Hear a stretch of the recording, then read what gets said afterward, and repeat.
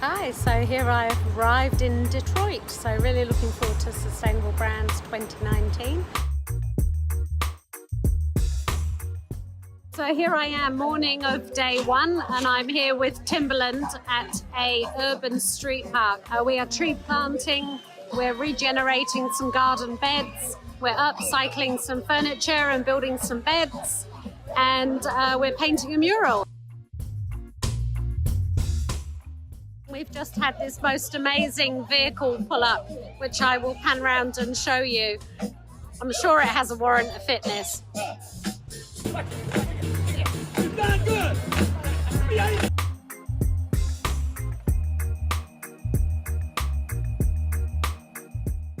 So here we are, the end of day one, Sustainable Brands 2019, and what an action-packed day. So I started the day with the Timberland sponsored event where we were regenerating a street park.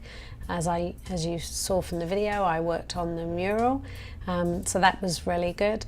And then after lunch, there were a number of presentations. A couple of real standout highlights for me were the Allbirds presentation, where we met Julie, who is the vice president of marketing for Allbirds, who joined the company when there was just the 3 people, and now they employ about 260 people worldwide, and about to open their first boutique store in Britomart in Auckland, and that'll actually be their first store globally, but they've got quite a number planned after that. They also are selling in China, and they're a fellow B Corp, so it was great to chat with Julie. Second standout presentation for me today was a young 12-year-old girl called Miss Flint, who at the age of 8 was living in an area in Detroit whereby the water had become contaminated because of a number of things that the industry were doing to the water area around.